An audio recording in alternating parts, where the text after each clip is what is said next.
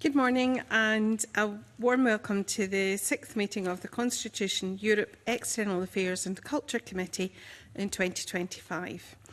Our first agenda item this morning is the decision to take item 3 on the agenda in private. Are we agreed? Thank you. Our next agenda item is to take evidence on the Scottish Government's policy of EU alignment. And we are joined in the room this morning by Mark Roberts, Chief Executive of Environmental Standards Scotland, and Lucy Ozan, Industry Strategy and Public Affairs Manager at Quality Meat Scotland, and David Baldcock, Senior Fellow, Common Agricultural Policy and Food Institution of European Environmental Policy UK, who joins us online. And if I could start with a question, a broad question. Food and Drink Federation Scotland aren't here today, but in their response to a call for views, they said it is still too early to fully assess how the Scottish Government's policy to align with EU law will work in practice in the long term, and that it is likely that there will be many areas of complexity, especially if the Scottish Government wishes to mirror EU law, whilst other parts of the UK wish to take a different path. So I would wonder if you could give me just your overall assessment yourselves on that issue, and if I could start with Ms Ozan. Thank you. Yes, no, thank you, and good morning, and thank you on behalf of QMS for the opportunity to contribute to this session. I think complexity is certainly the word, and there needs to be a holistic view in terms of a balancing act in priorities and concerns. So just for an overall bit of context, in terms of the food and drink export category, red meat is Scotland's 4th largest export, and overall last year showed a significant growth in that category of 12.8%, in terms of sales value, reaching nearly 145 million for the first time. However, the volume of that has reduced, and actually there was a reduction in volume of 3.6%. And over the last 10 years, in terms of destination of exports, we have started to see a bit of diversification away from the EU gradually. So last year, EU countries accounted for 73% of exports, whereas back in 2013, this was 89%. Having said that, can't underestimate the value of those exports, and the European markets still do hold 85% of that value.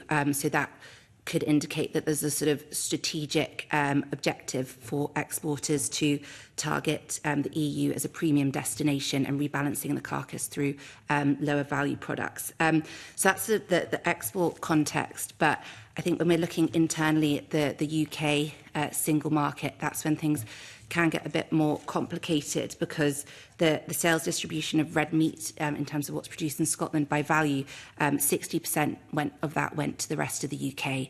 And there's a constant free flow of goods between Scotland, England, Wales and Northern Ireland, and even on an individual basis of a product, beef, pork and lamb can be sent down, but then sort of packaged and come back up to Scotland to be sold and then exported on. So I think there can't be any risk on the barriers of trade within the EU single market. So it's really important not to diverge within that, whilst also trying to align with the EU. Okay, if you perhaps come to Mr Roberts next. Thank you, Convener, and good morning. I think the extracts that you quoted from the Food and Drink Federation of Scotland kind of encapsulate it really, really well, in terms of that we're still in the very early stages of seeing how the UK and devolved administrations within the UK operate sort of in the post-Brexit environment. That complexity is still being worked out in lots of different ways. So as we all get to grips with what the internal UK landscape looks like, as well as the kind of relationship with Europe in the longer term. So I think that characterisation is very accurate in terms of it will take a long term for all the moving parts of the system to settle a little bit following the UK's departure from the EU. Okay, and Mr Baldcock? Good morning. Thank you for inviting me. Just to clarify, it's David Baldock. Sorry, David. Thank you. It's a common mistake. We look particularly at the issue of legislative divergence alignment, which is closely related to the mechanics of how the single market work and how the customs union works and how the customs arrangements work. So what we've seen since Brexit clearly has been some quite significant changes in terms of the legislative landscape. So we're starting to see whether the UK as a whole and the different authorities within the UK are trying to stay in line with the EU or not. And we've seen a little bit of a mixed picture. It's very early days, as everyone else has said. But there's some examples here of areas where the alignment is clearly taking place, others not so much. And that's going on in parallel to the decisions about how the details of trade and customs inspections and so forth are regulated. So as your quote underlined, it's quite a complex area with quite a lot of moving parts to it. Okay, thank you. I'm going to go to questions from the committee members. Alexander? Thank you. Thank you very much. Lucy, you talked about the sales and the increase on that, and that's to be welcomed, that it's now gone over the 100 million. And is that because larger firms have managed to adapt better? They've found new markets, or they've found new ventures or things to go. It would be good to get your reflection on what's been happening with the smaller firms and how they've managed to progress or not, depending on the barriers or some of the obstacles or the friction that they've found in trying to navigate some of the difficulties that have come around. Because we've heard from other sectors that it's the smaller firm that is having to manage more, employ more staff, or some extra levels are being added to their bureaucracy or to their staffing levels or to their costs. And for some of that has been relatively prohibitive in managing for them to progress. It'd be good to get a view of that. Yeah, no, absolutely, and that's exactly sort of how we would see that as well. There's been a considerable, across for all exporters, there's been a considerable cost burden and administrative burden, and also slight risk burden as well. Thinking of the official veterinary pool that that exists previously, 50% of that would have come from EU countries to the UK, and obviously you need OVs in order to sign off things like export health certificates. So that's a barrier. In terms of export health certificates themselves, that's a huge cost burden to all businesses. And as I mentioned, administrative as well. So having said that, it is the larger companies that have been able to, I suppose, adapt and absorb some of this burden a bit more easily. These bigger processors might have multiple sites, which allows them to consolidate volumes and products into sort of single consignments, send over, whereas smaller traders wouldn't necessarily have been able to do this. They would have to go down the sort of groupage consignment route, which is logistically quite challenging, particularly when there's very limited service of that within Scotland as well. So some of these small exporters will have stopped exporting or, and try to find other markets or focus on a more sort of domestic market instead. So yes, it's definitely changed the makeup of that export structure in terms of the businesses. And looking at the future, as you said, if they've managed to align themselves or group themselves with some other support mechanism that helps them through that, then that gives them the opportunities. And have some of the larger companies taken over some of the smaller companies to try and absorb into that process as well? There may have been instances of that. I would want to check exactly and come back to you on that rather than just giving an assumption. Yeah. But yeah, on a ground level, as I say, it's definitely changed the makeup of that, and I suppose the strategic focuses of businesses. Yeah. Thank you for that. I'll come back later with anything else. Mr Kerr? Yeah, the data on our meat exports to the EU and to the rest of the world is very encouraging. Indeed, in fact, the value, and maybe you can comment on this, the value of the exports seems to have risen exponentially over the last couple of years. What's happened there? There has been an uptick in inflation of about 17%, which of course does reflect the value, but however these are premium products that are being supplied to the rest of the world, you know, particularly Scotch beef, Scotch lamb, especially selected pork. They are recognised sort of internationally as being premium for their quality and their production standards. I mean, despite the disruption that we've had with the pandemic, obviously, and the our leaving the European Union and all of the border checks and the paperwork, which no doubt we'll come back to in a moment, it is still a remarkable success story. What do you put it down to?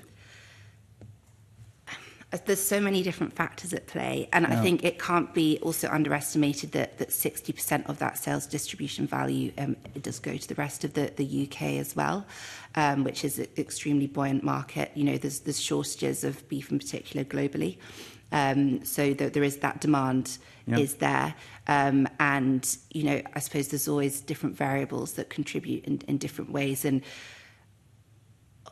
on the other hand, you know, it's all speculative, but if those constraints in terms of asymmetric, because it is an asymmetric trade playing field at the moment, the UK with the EU, if that was to be more level, who knows if those sales would be exponentially improved on. Yeah. So that underlines the importance of getting an SPS, some form of a smoothing. That would absolutely. Sorry. Yeah. That would certainly ease the flow of goods, and also in terms of imports, you know, that there's a considerable biosecurity risk to UK producers in terms of the EU imports that currently have considerably less friction in terms of being able to trade into the UK.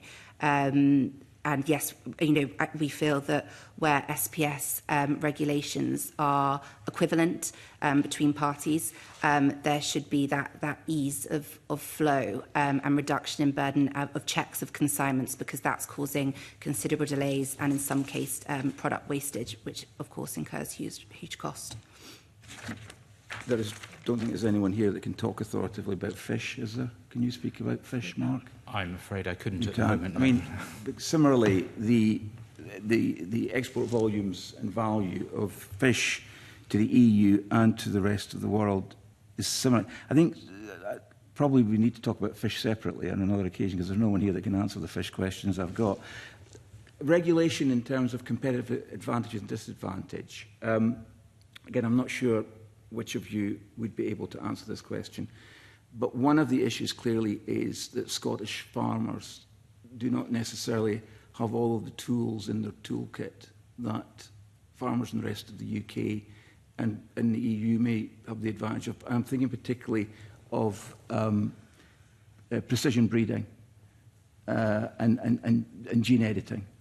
Do you have anything, Lucy, that you can say about that? I mean, would it be helpful if we were to give all of the tools in the tool bag to our farmers to be able to compete on a, you know, level playing field, profitable basis? In terms of precision breeding in particular, I can't comment too deeply just because we don't cover the arable sector, but that is clearly a divergence within the UK and EU in terms of policy. I think since, you know, post-Brexit, obviously agricultural policy has been devolved to individual administrations, and that, you know, and I'm not commenting whether it's a positive or a negative, but that of course then creates some potential divergence between those administrations as to how they, you know, production standards, regulations, etc. So it just does, I suppose, add another layer of complexity, to use that word again. And I think that in some ways, EU alignment has put a bit of focus on the slight pressures and tensions within the UK in terms of divergence within that market, and I think it does need to be a priority that those pressures and tensions don't threaten the flow of trade within the UK single market. I think that needs to be a priority. So the UK single market is the primary concern you have in terms of the free flow of goods? Yes. Yeah, yeah. Because of the value. Mm-hmm. Yeah. I mean, David, do you have any comments about regulation in terms of competitive advantage and disadvantage because of potential divergence? I could make some probably slightly general comments on that, if that's helpful. On precision breeding, you probably are well aware that the EU is in the middle of quite an intense debate about where to go next in terms of the legislation. And there's quite a lot of differences between EU countries about the way they feel about all aspects of GMOs and genetic manipulation generally. So it's quite a sort of sensitive area. And so it could affect the competitiveness of producers in different parts of Europe and the UK if you end up with different standards. I think that's true. In terms of most other environmental standards which affect agriculture, Scotland and other parts of the UK have more or less maintained the regulatory standards which were in place before Brexit. There have not been really significant changes in that. But of course, as the previous speaker said, as we get divergence in agricultural policy, there are differences. For example, in England, cross-compliance has been withdrawn from agriculture alongside the phasing out of direct payments. So we will get differences in between different parts of the UK on cross-compliance. Whether they have any significant effect actually on the costs of production and competitiveness is quite difficult to say, though. It's not. I don't think there's a lot of evidence showing that at the moment. And what about, so there are some producer sectors, such as fishing, who are actually quite keen. The Scottish Fishermen's Federation are very keen that we should have divergence because they feel that would give them a competitive advantage. Would you like to comment on that? Yes, I'm aware that that's the position of the Scottish fishing industry, and I think they may well have a point about that. I'm not really an expert on fisheries. All I can say is that there's also divergence around the environmental regulation of fisheries, and we've seen this case with sand eels, whereby Scotland and the rest of the UK have moved into a position of banning the sand eel fishery in our waters, and this is now being challenged, as I'm sure you know, by the EU, and it's gone to arbitration, the first arbitration case. So this seems to be an example of the UK taking a more progressive approach to the management of fisheries, the management of the environment, and getting some pushback from the EU. That is a very interesting observation. Can I throw seed potatoes at you as well? So there's a situation where the Scottish seed potato producers are in complete harmony with all of the regulations required to be able to have their products in market in the EU, but the EU have, for some reason, refused to grant equivalence. What's going on there? I'm afraid I don't know. I know this is quite a long-standing issue, and I'm not really up to speed with the details of it, I'm afraid. Yeah. Anyone, Mark, anything on seed potatoes? Similarly, I'm afraid we've had no engagement with that discussion, so I wouldn't be able to comment. Right. So maybe I can just, if it's all right if I test your patience further. Can we just talk about border controls in terms of regulation? So the whole regulatory framework hangs on the control of the flow of goods, obviously. and the checks that are done at borders. Now, since we left the European Union, our products, as we discussed earlier, mentioned earlier, have been subject to border controls. We haven't applied the same rigour to border controls for EU products coming into the UK. What's your take on that, Lucy? I know that would be something the sector would want to see implemented, yes? Absolutely. Yes. I mean, we were sort of 3 years behind in terms of implementing checks coming into the UK. And even then, the Port Health Authority at Dover is reportedly only operating at 20%. And I think, you know, when they've done sort of spot checks on illegal meat coming into the UK, they have uncovered a considerable amount. And I think the 2022 to 23 saw about 37,000 tonnes of imported legal meat being sort of spot checked, and that has increased to 73,000 tonnes of illegal meat, which, you know, particularly with the unfortunate health environment across sort of African swine fever and also now foot and mouth in Europe, you know, that can't be underestimated in terms of the risks that poses.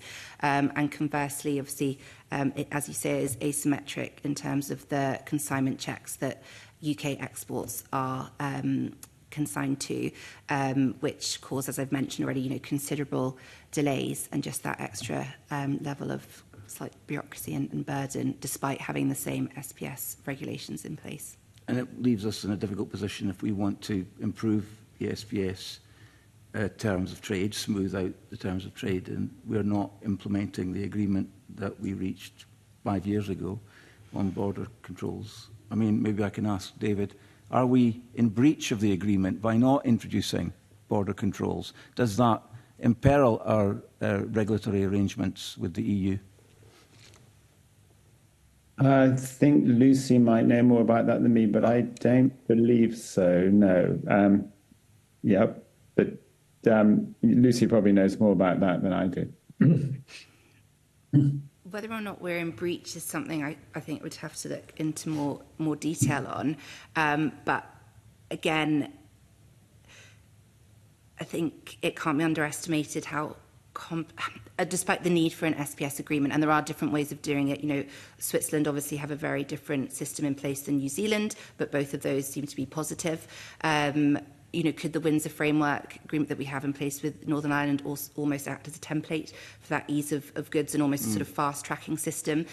Again, the details need to be looked into, but I think one of the main complexities is that obviously since Brexit, we have set up our own sort of bodies, statutory committees, etc., to carry out or impose some of the regulations that previously were centralised within the European Commission. So I think when looking at SPS agreement, all those bodies would have to be looked at in terms of how are they aligning, and there's so many sort of checks, balances, process and protocols that it would encompass. But the top line is that, yes, it would be of extreme value to the industry to have that in place. And in terms of the regulatory framework that we're operating in and the EU is operating in, there is currently a great deal of compliance, isn't there, in terms of how we work. So in terms of the ability of businesses to export into each other's markets, those border controls ought to be manageable on the basis of the Windsor Framework Agreement, as you say.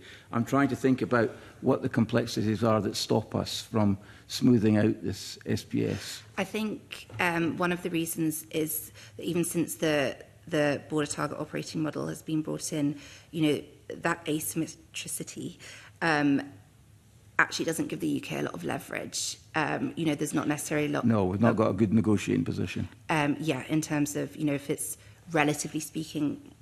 not frictionless, but less friction for the EU to import, you know, versus the other. It's not a sort of mutual playing field again, a neutral one.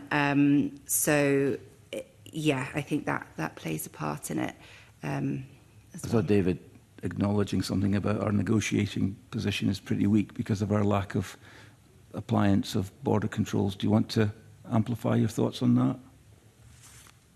Well, I wasn't thinking so much a negotiation position was weak on that. I don't think that helps. But I think more generally, the UK's negotiating position is not tremendously strong at the moment because the EU can say that they have concerns about compliance with the existing TCA, and they are in an economically strong position. So I think a lot of people in Brussels see the UK as wanting to have concessions in areas which may or may not benefit the EU. So I think it may be necessary for the UK to make it clear, what they bring to the EU, as well as what we would like to facilitate trade, which we think would be advantageous to us. There has to be an offer there. And that's not always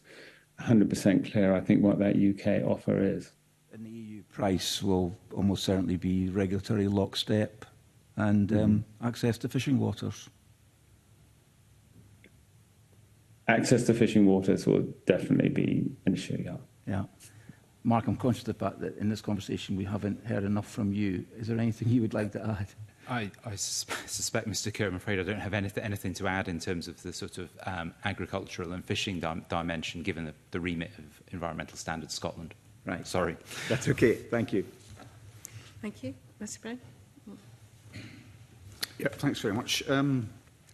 Just looking at some of the figures which the committee has in front of it in relation to fish.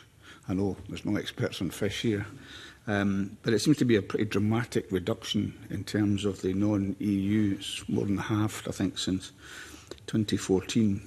And the total is, if you strip out inflation, is negligible, I think, in relation to that. So red meat would seem to be a better picture. I just wonder, just the discussion we've had about border controls, which of course UK governments never bothered to do over the recent years, how that can now be portrayed as the smoothing out of trade. I mean, to me, border controls, I understand the rationale why UK producers would feel at a disadvantage because they have to comply with them, but in itself, it's an added barrier to trade. It's an anti-free trade measure. However, my question is about I suppose you could say divergence or innovation are two sides of the same coin, and whether in relation to the Scottish Government's policy of alignment or in the constraints of the Internal Market Act within the UK, do you have any feeling that either or both of those might inhibit innovation? And particularly, can you think of any areas of it? I don't know how you'd innovate a piece of red meat, to be honest, but presumably production methods and things like that must be susceptible to innovation. Have you any ideas about any innovations that might be being stifled? Or would you just not know about the absence of innovation if it wasn't really a possibility, if it was something that the Internal Market Act or the Scottish Government's determination to align with the EU would kind of just take off the table?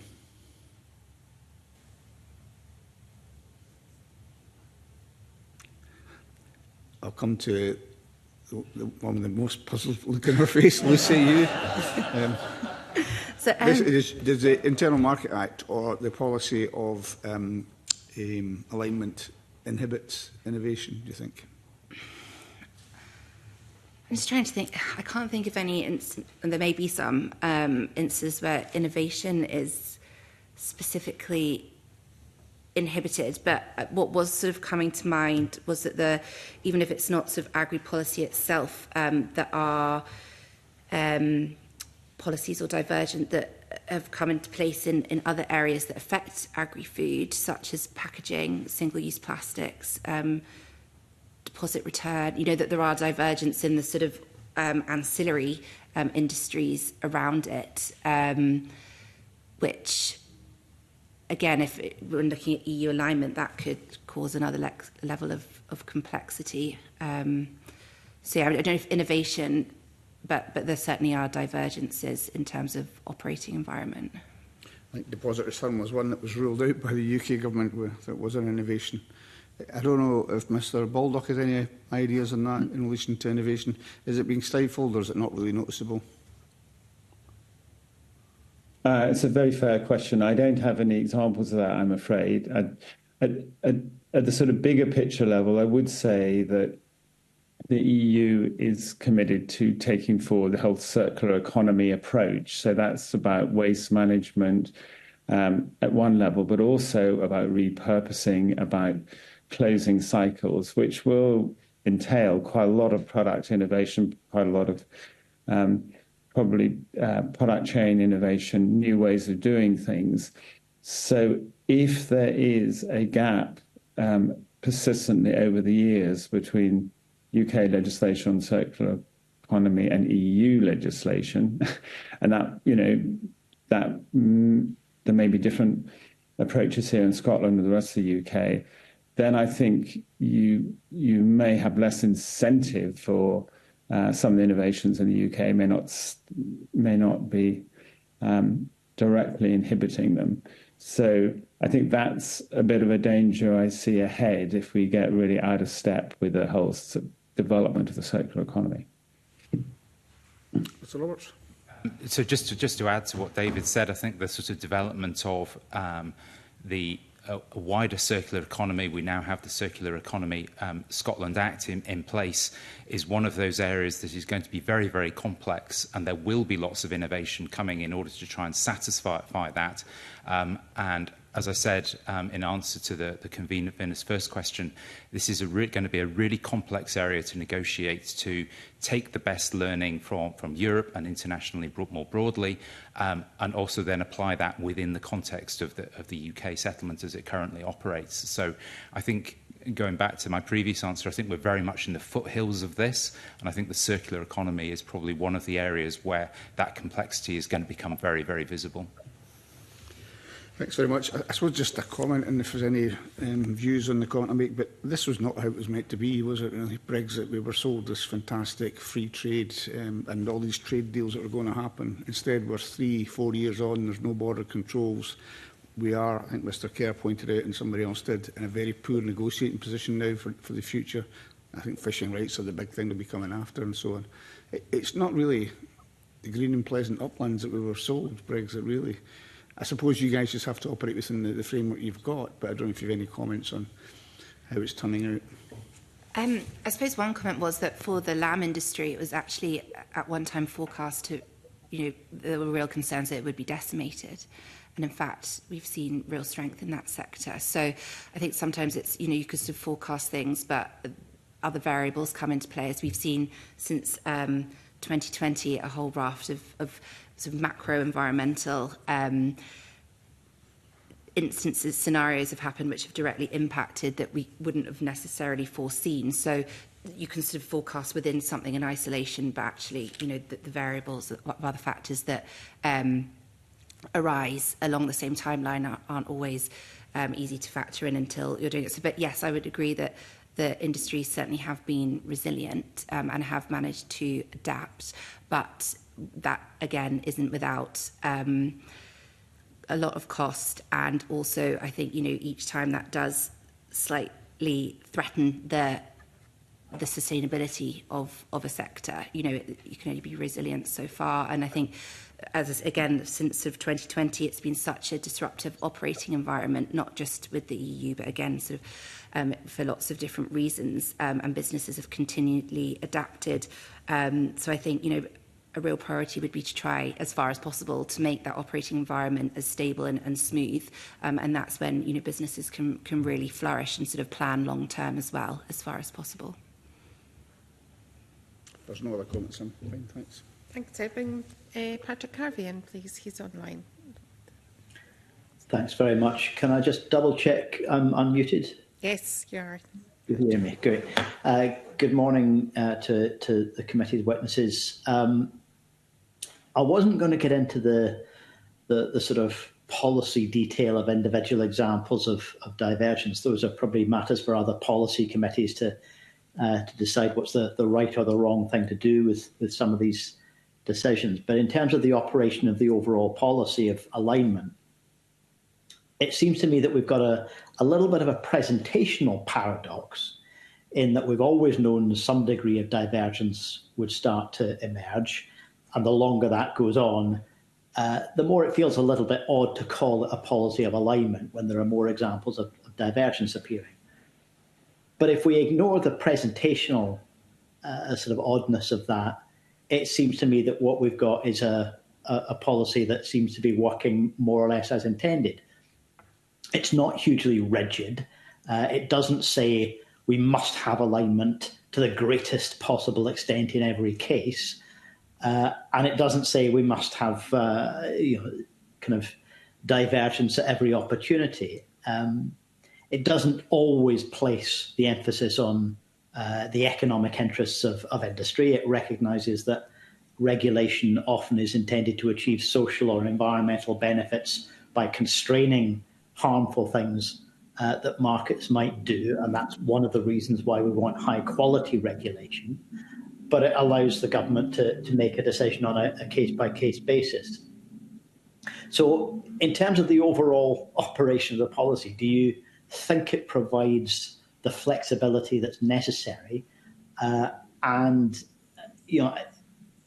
would you agree with me that a more rigid approach in either direction would have harmful consequences? On this one, having not said too much so far, I think the policy, as is stated, so where it's to maintain alignment where appropriate and where there are benefits for Scotland and things, does give a sensible degree of flexibility and opportunity to adapt. From our point of view, obviously, the EU has been a major source of environmental legislation and setting of standards down the years, and that has been and continues to be really important. Where we would be focusing our attention is to ensure that there wasn't any divergence that was going to reduce environmental standards or reduce environmental protections.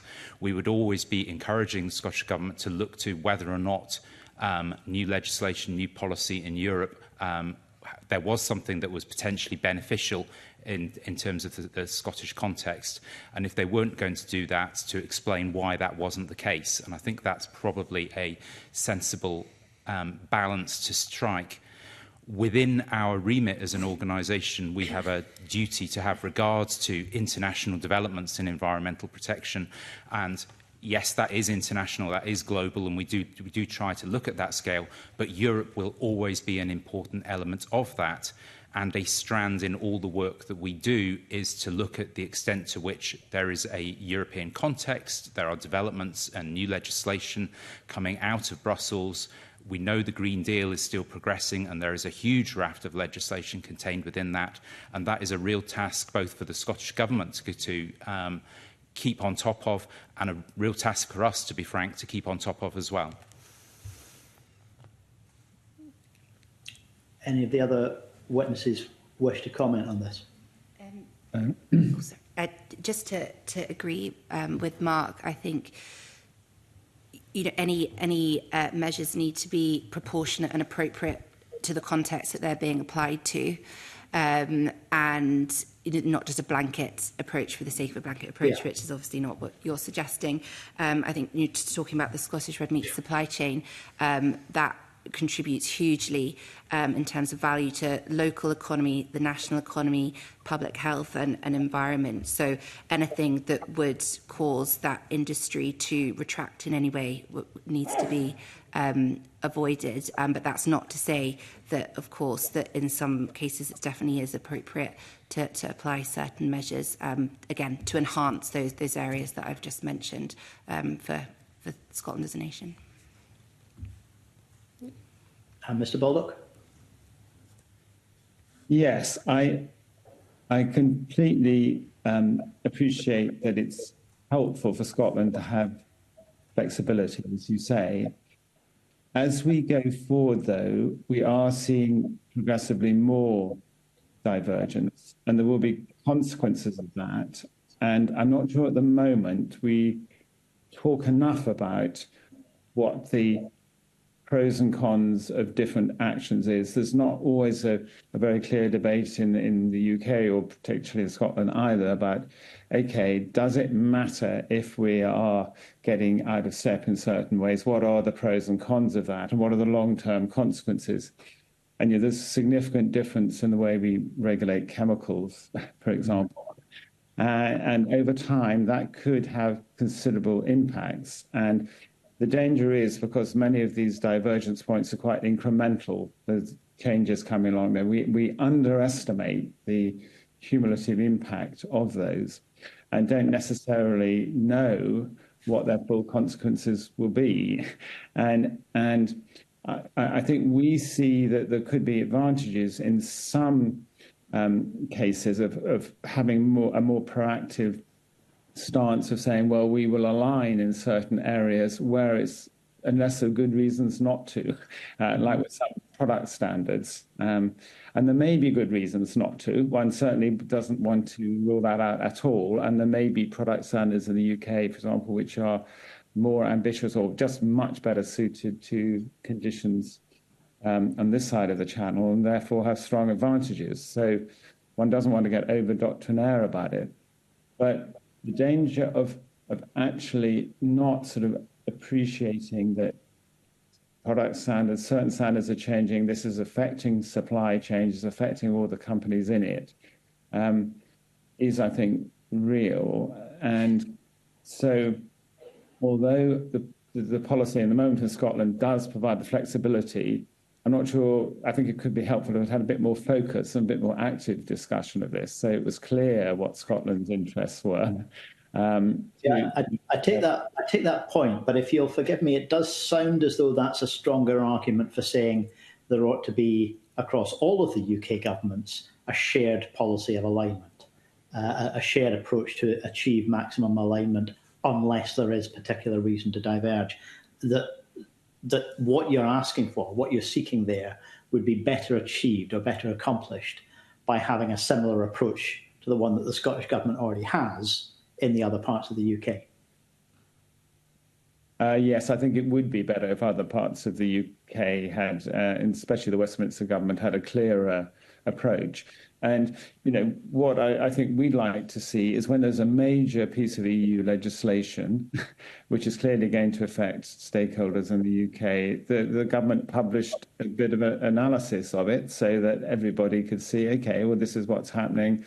There may be consequences in the UK, which people should be aware of, and in all parts of the country. And so there was an element that people could react to, a signal which could at least start a discussion. And I agree with you that at a UK level would be helpful. Yeah, and I think the cumulative impact issue that you raised there will also be affected if the threat of a trade deal with the US continues to loom on the horizon, which would open UK markets to products that are being produced in a much more deregulated fashion, and that would create the pressure for further divergence from particularly environmentally necessary policy in this country. I was just going to ask you as well, finally, about the European Environment Agency, because I think your written evidence suggested that there might be benefits in the UK being a member of that body, even though it's not a member of the EU. And I wonder if you could unpack that a little bit more. What do you see as the attractions for other non-EU member states that are in the EEA? And what would be the opportunities if Scotland or the UK was to be a member? Well, thank you.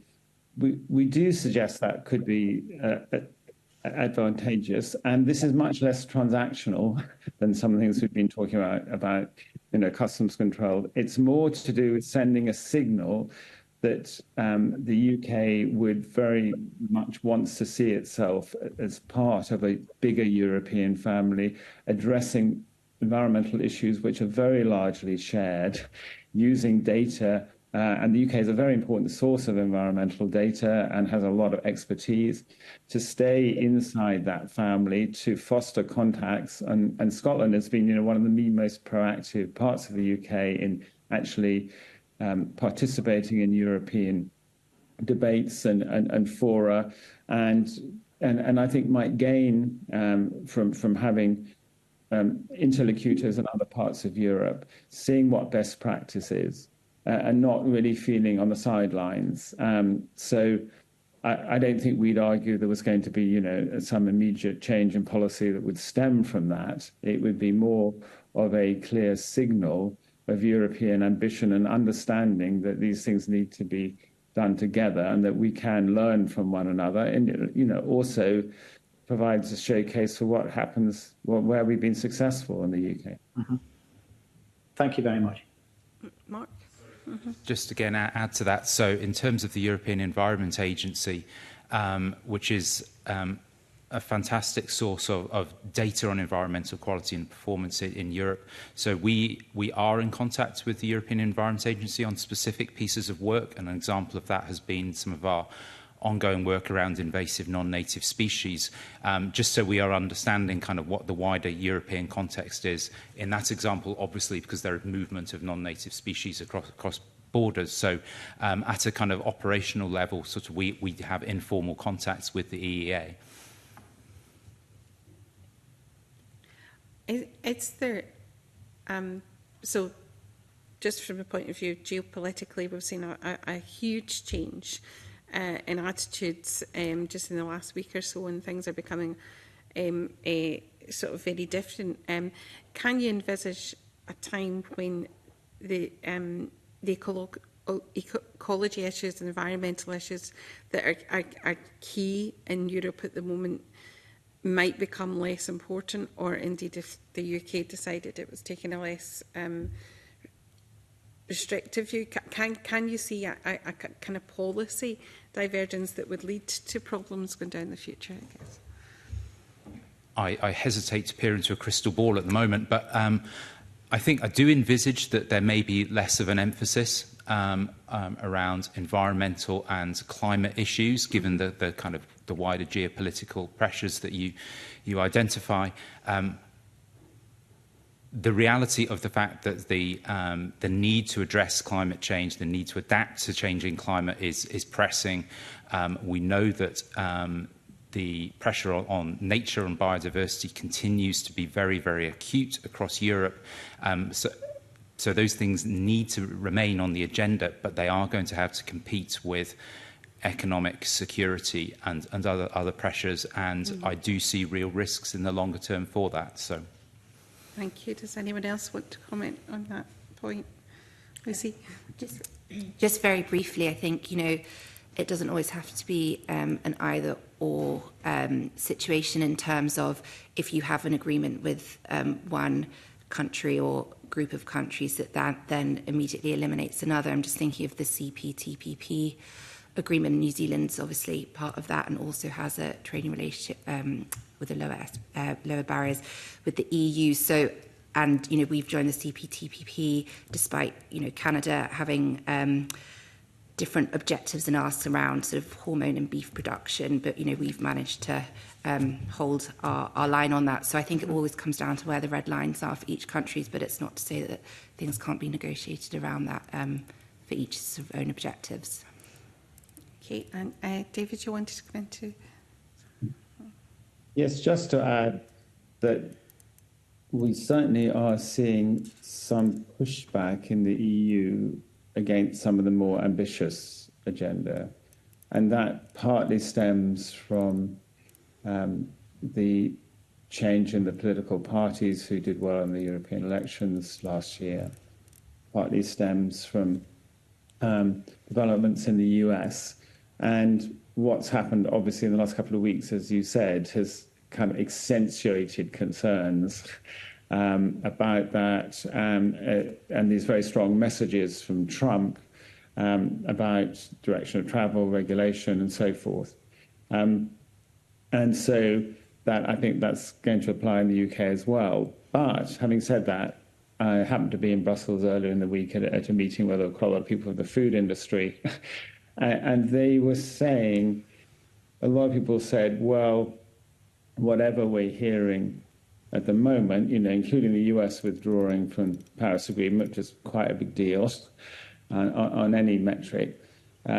Nonetheless, the climate challenge is real. It's not going to go away. It's understood and embedded in institutions throughout the US, as well as on this side of the Atlantic. And that a lot of the people in private companies don't see that it's going to be helpful to backtrack suddenly on climate ambitions, that this is a kind of scientific reality. So I think there's there will be, high tides and low tides, but nonetheless, I think some of the underlying arguments for actually having to change the way we operate our economies in the light of climate change are not going to melt away in the face of some of these challenges. Okay, thank you. Mr Adam. Thank you, Convener. Good morning, everyone. It's just probably more directed to Lucy, because it's what you said earlier on with regard to small producers in the industry you represent. Some of them have just given up exporting to the EU themselves, or they're finding difficulty or finding other ways to make that work. What are they actually doing? Because that's quite... Most of the businesses in Scotland are the SMEs, they're small businesses. So, how are they making up that kind of loss of revenue? So it's obviously always all about carcass balance.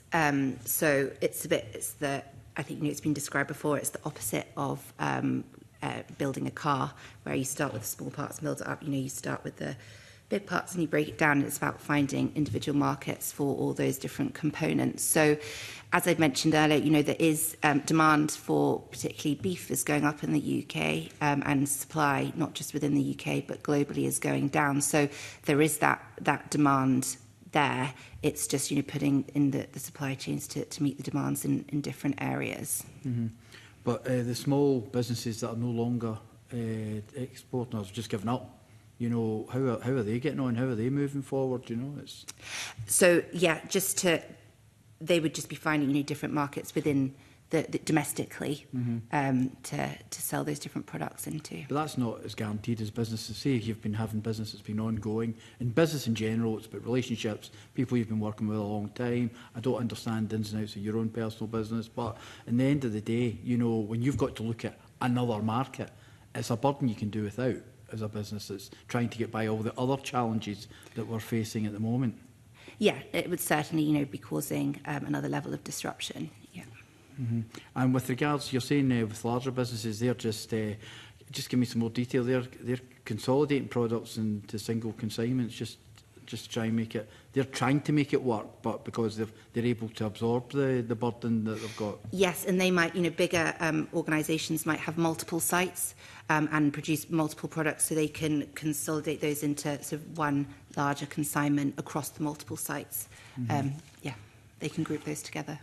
Okay, but what were the figures that you said in 2023 that the Scottish red meat exports were to EU? The total export value, so not just to EU, was nearly 145 million. And in terms of value, 85% of that was to the EU. Right, okay then. So it's making things about, it's a major part of your market. Yeah, and it would be for the more sort of premium end of products, because they command on average about £2 per kilogram more than other products, and then they would be rebalancing the carcass through the sort of lower value product markets outside the EU. Okay, thank you. Thank you. Are there any further questions from the members? I would like to just ask a little bit more about the regulation and actually regulatory bodies that sit outside of the EU, such as British Standards, are still involved in the electrical products organisations from across, which are based in Switzerland. So it's a pan-European. So there are examples of where regulatory standards are still being dealt with in a sort of pan area across the UK and Europe. Would there be any advantages in some of the work that's been done also taking part in other regulatory arrangements or joining other regulatory bodies within Europe? Can you give us examples of what those might be? So I can only really speak for the sort of in the environmental sector, but the UK as the contracting party and and Scotland within that as a component part of that are participants in agreements to protect the marine environment of the North East Atlantic, the OSPAR agreement. There is also in terms of access to environmental information, access to justice for environmental cases. There is the Aarhus Convention, so that's another long-standing international agreement that the UK and Scotland has been a party to. So those things are continuing and remain an important bit of context for the environment regulatory system within Scotland as a whole. So there are examples of those which are continuing. So it's a matter for government, both Scottish and UK, as to whether it would want to expand those further. So, but some of those structures are in existence and continue to be very relevant.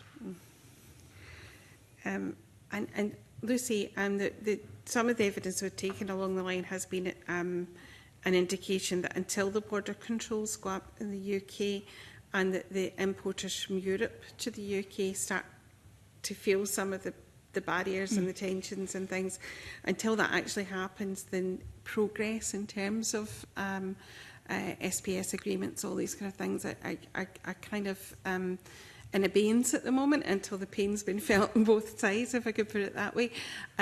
What are the feelings of your industry in terms of how it might impact the trade the other way without some of these issues being addressed fairly rapidly, hopefully? In terms of exporting, yeah. Sorry. I think, as we've spoken about, I think, the industry has sort of restructured itself in terms of exporting, and as long as there weren't any other barriers or obstacles that were sort of added on top of that, I think for now that would probably be the status quo. I think there's a slight level of unfairness, and that's sort of by the by, whether you can export or not. But in terms of the UK has higher animal welfare standards, for example, than the EU.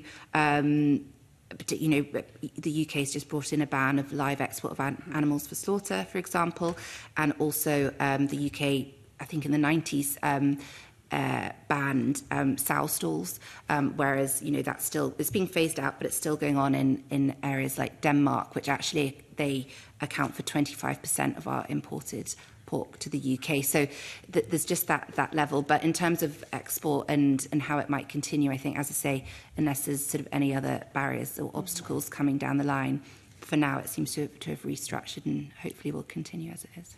Okay. Alexandra, yes? Can I go back to Mr Roberts? You talked about the developments and alignments that we have within the process. So if Scotland's to keep pace with the developments of environmental laws and maintain the alignment across the EU standards, that to me would indicate that there may have to be frequent amendments to ensure that we keep pace with that, because we already know that there's a potential tsunami of things come from the EU on a regular basis. But if we're trying to keep that alignment, then that becomes more difficult, and to keep that pace. So how do you see that developing, or is that going to be a problem as we go forward? I think with time it will potentially become more and more of a problem. As I mentioned in answer to an earlier question, the Green Deal has an awful lot of environmental related legislation, understandably, within it, and assessing that and seeing whether or not that is the right thing to do in terms of Scottish interests is going to be a really major task for the Scottish Government and also for the Parliament, ultimately if there is legislation emanating from that. So I couldn't kind of quantify exactly sort of when and how much and that sort of thing, but I think there is potential. It's a really, really big task to do, and it is really challenging for the Scottish Government to do that. So. And following on from that, do you think that the capacity is here for that to be achieved? I think, again, you're slightly asking me to speculate. So when the European Commission is a very big, very well-structured and very used to producing an awful lot of legislation and that sort of thing, the capacities within UK government, within Scottish government, is less able to deal with that. So there is, coming back to the word asymmetry again, there is a bit of asymmetry there. So there may potentially be a real challenge in managing that flow. But that's why I think the flexibility within the policy is quite sensible, so long as, from our point of view, there is no diminution and ideally increase in environmental standards. Thank you. Thank you. I've got a final question to James. In your evidence, you specifically talked about EU nature restoration law, which is a very ambitious law coming forward. I wonder if you could just elaborate a little bit more on that. And I guess there was a debate yesterday where Lorna Slater, one of the Green members, talked about the environmental issues as being either a ceiling or a floor, and you're levelling up to the EU, or you're going beyond the EU while still maintaining an advantage. So I just wondered if you could maybe just say a little bit more about the nature restoration law and what might be achievable from a Scottish Parliament point of view.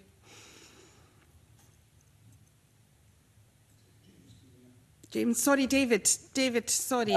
Oh. My apologies. That's twice I've got your name right. That's really bad convening. I'm sorry. It's fine. The nature restoration law in the EU is a new piece of legislation. It's the first really major piece of substantial nature conservation law in the EU for several decades, and it's looking to find a sort of coherent approach to nature restoration up to 2050. It was debated in a lot of detail before it was agreed, and it was a controversial measure. So I think it's an interesting mine of experience, and it's an interesting collection of different measures in there, which are some of which might be quite relevant to Scotland. It's trying to put the emphasis very much on restoration, with legally binding targets to restore marine and terrestrial areas by 2050, and a long-term target of all ecosystems in need of restoration should be restored by 2050, with specific targets for terrestrial and marine systems, and a number of individual ecosystems, including agricultural systems, where we've got quite a lot of decline of biodiversity throughout the UK, throughout Europe, in fact. So I think it offers some helpful ideas in terms of setting longer-term targets, trying to do it at an ecosystem scale, very much taking on board marine as well as terrestrial. So, when Scotland's in the process of setting up something which, once in a generation piece of new biodiversity legislation, worth looking at how that works. And of course, where marine is concerned, there are common European interests and overlapping areas of habitat which are important for species on both sides of the channel. So I think we're suggesting that that's a piece of legislation where Scotland's moving ahead anyway, and it's worth looking therefore at the different elements, how they're being implemented. And individual member states are required to produce their own plans, and so you'll have the opportunity to look at those plans and see how they are taking things forward. It's a big reservoir of new experience. Thank you. I think we've exhausted questions this morning. Is there anything else you wanted to add to the session we've already had before we go? That's not been covered. Opportunity. Thank you. Thank you. I'm just going to say, in my defence, David, you're not in the room, you can't see. I'm as far away as possible as I could be from the monitor, and I can't actually read your name on the screen, so I'll maybe feed that back to my clerks, because I've got lovely big nameplates for our other witnesses, so my apologies. And on that note, I'm going to close the meeting today. Thank you very much for your attendance.